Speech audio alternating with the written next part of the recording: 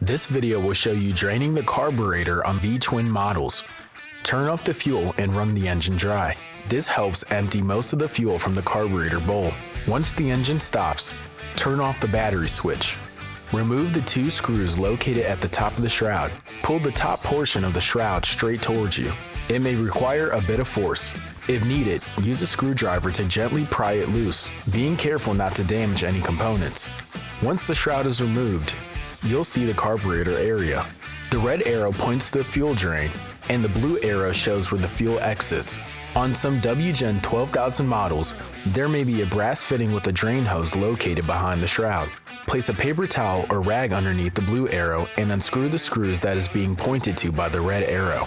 If you rather remove the full shroud for better access, you'll need to remove the air filter cover, mounting bolts, and related accessories as shown in the final images. Always follow the safety guidelines in your operator's manual.